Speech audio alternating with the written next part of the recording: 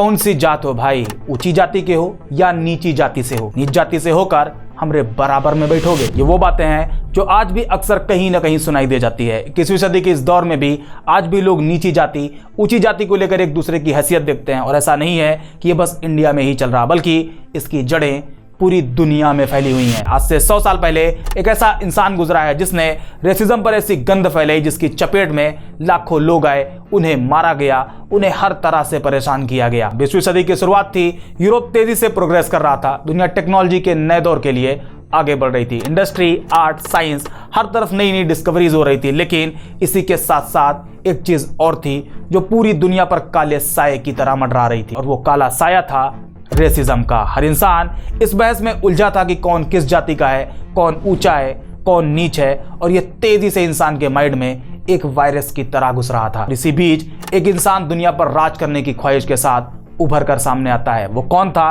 ये अभी आगे आपको बताऊंगा, और वो नाम आपको हैरान करने वाला है। वो इंसान जेल में रहते हुए एक किताब लिखता है जिसमें वो अपनी सोच को निचोड़ कर रख देता है। नफरत, रेसिज्म का ऐसा जहर फैलाता है कि लोग इंसानियत छोड़कर ज़ॉम्बीज बन जाते हैं। वो अपनी किताब में लिखता है, आज हम जो अपने आसपास देखते हैं, इंसानी कल्चर, आर्ट, साइंस, टेक्नोलॉजी, ये सब आर्यन लोगों की क्रिएटिविटी का नतीजा है। आर्यन लोग मतलब ऊंची जाति के लोग। उसका मानना था कि दुनिया में जो भी तरक्की हो रही, जो भी क्रिएटिविटी आ रही, ये सब आर्यन रेस की वजह से है। उसकी ये सोच सुनने में तो बड़ी मासूम सी लगती है, जैसे कोई टीचर क्लास में अपने सबसे अच्छे स्टूडेंट को बाकी सभी स्टूडेंट से ज्यादा इंपॉर्टेंस दे रहा। लेकिन अगर आप थोड़ा सा गौर करोगे तो आपको समझ आएगा कि उस इंसान की सोच कितनी खतरनाक थी, और वो अपनी इसी सोच के साथ राज करने के सपने देख रहा था। वो अपनी किताब में एक जगह लिखता है, अगर आर्यन लोगों को अपना खून किसी नीची जाति के साथ मिलाने पर मजबूर किया जाए तो नतीजा ये होगा कि उसका हायर कल्चर खत्म हो जाएगा। यहां वो इंसान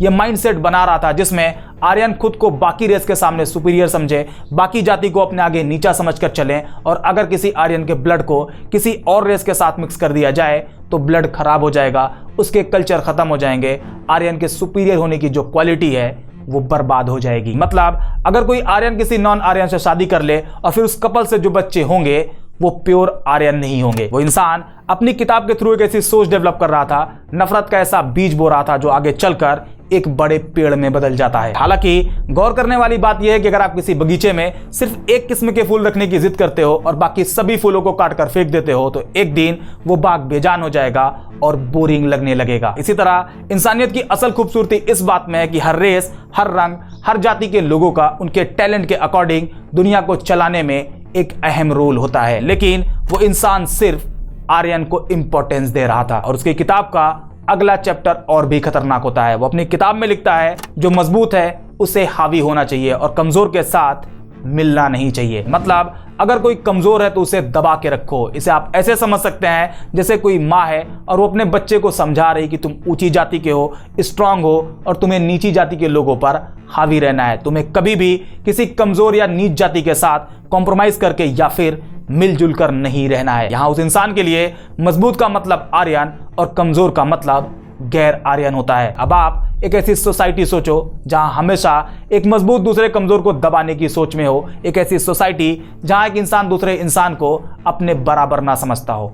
ये कितना डेंजरस है। वो जेल में बैठा इंसान अपनी किताब में बता देता है कि वो आर्यन को दुनिया का बादशाह बनाना चाहता है, और इसे लेकर इसका प्लान बिल्कुल सिंपल होता है। जो स्ट्रांग है वो हमेशा राजा रहेगा और जो कमजोर है वो दबाया जाएगा या फिर खत्म कर दिया जाएगा। और उस जहरीले इंसान का यह सपना आगे चलकर दुनिया को ऐसे रास्ते पर ले जाता है जहां नफरत, बर्बरियत, जुल्म और कत्ले आम का एक नया दौर शुरू हो जाता है। अब तक आप शायद इतना तो समझ गए होंगे कि वो इंसान कौन था और मैं किस किताब की बात कर रहा। अगर समझ गए तो कमेंट में अभी लिख दो, बाकी आगे आपको मालूम चली जाएगा कि आपने जो समझा है वही था या कोई और। वैसे आप अपनी समझ को टेस्ट करें और उस इंसान का नाम या उस किताब का नाम कमेंट में लिखें। बाकी स्टोरी पर आगे बढ़ते हैं। वो जेल में बैठा इंसान अपनी उसी किताब में एक जगह लिखता है, जो जीना चाहता है उसे लड़ना पड़ेगा, और जो इस दुनिया में हमेशा चलने वाली जंग से लड़ना नहीं चाहता वो जीने के लायक नहीं है। वो जहरीला इंसान इस दुनिया में जंगल का कानून चलाने की सोच रखता है। जिस तरह जानवर सरवाइव करने के लिए आपस में लड़ रहे हैं, उसी तरह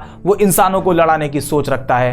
ये उसकी कोर मेंटालिटी होती है। और वो अपने आर्यन रेस, जिसे वो सुपीरियर मानता है, उन लोगों को डर दिखाता है, नॉन आर्यन लोगों को उनके खिलाफ खतरा बताता है, उनके अंदर नॉन आर्यन के लिए जहर भरता है, और नॉन आर्यन को मारने के लिए उन्हें ब्रेन वॉश करता है। वो जेल में बैठा इंसान अपनी किताब लिखते टाइम दुनिया को एक बैटल फील्ड की तरह देख रहा था, जहां सिर्फ वही जिंदा रहेगा जो सबसे ज्यादा स्ट्रांग होगा, यानी जो आर्यन होगा। जबकि उसकी ये सोच कहीं से भी परफेक्ट नहीं थी। उसे पता ही नहीं था, या वो नफरत में इतना अंधा हो चुका था कि उसे समझ नहीं आ रहा था कि आखिर वो इंसानियत के लिए कितना खतरनाक हो चुका है। उसे पता ही नहीं था कि एक सक्सेसफुल सिविलाइजेशन सिर्फ मार काट करके नहीं, बल्कि कोलैबोरेशन और अंडरस्टैंडिंग से भी बनाई जा सकती है। जबकि उसकी सोच इससे बिल्कुल अलग, ह्यूमैनिटी के जस्ट अपोजिट थी। अब आते हैं आपकी समझ पर और चेक करते हैं आपकी समझ को। उम्मीद है आपने कमेंट में उस इंसान का नाम या फिर उस किताब का नाम जरूर लिख दिया होगा। अगर नहीं लिखा तो वीडियो रोकें और पहले नाम लिखें। बाकी हम बढ़ते हैं स्टोरी की तरफ, और इसी के बाद आपको उसका नाम,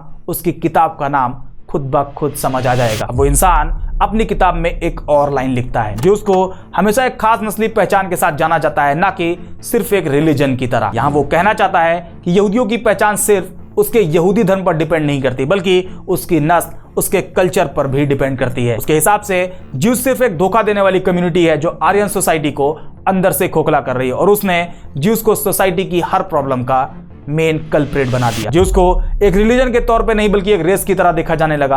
आर्यन को लगने लगा कि ज्यूज उनके कल्चर को डिस्ट्रॉय कर रहे हैं, जबकि रियलिटी ये थी कि उस इंसान ने अपनी पावर बनाए रखने के लिए एक दुश्मन को चुना और उसे सारी प्रॉब्लम की वजह बना दिया। आर्यन और ज्यूज के बीच नफरत का ऐसा खेल खेला कि एक पूरी की पूरी कम्युनिटी को लोगों का दुश्मन बना दिया गया। उसके सुपीरियर रेस की थ्योरी ने दुनिया के सबसे बड़े ह्यूमन जेनोसाइड को जन्म दिया, जिसमें 60 लाख से ज्यादा लोगों की जान गई, जिसे नाम दिया गया होलोकॉस्ट। और जिस इंसान ने जेल में रहते हुए किताब लिखी उसका नाम था एडोल्फ हिटलर, और उसने जो किताब लिखी उस किताब का नाम था माइन काम्फ। आप सही समझ रहे थे या गलत, अपने जवाब से मैच कर लीजिएगा। हिटलर ने अपनी इस सोच और अपनी इस किताब से एक मैसेज दिया था कि जो आर्यन नहीं है वो नीच है और उन्हें खत्म कर देना चाहिए। और नीच का मतलब हिटलर की नजर में ज्यूज होते हैं। यहां पर समझा जा सकता है कि एक ऐसा लीडर जो खुद को दुनिया का मसीहा समझता था, जबकि असल में वो नफरत और तबाही का शैतान था। जर्मनी में लाखों लोगों को सिर्फ इस वजह से मार दिया गया क्योंकि वो आर्यन रेस के नहीं थे। हिटलर की फैलाई ये नफरत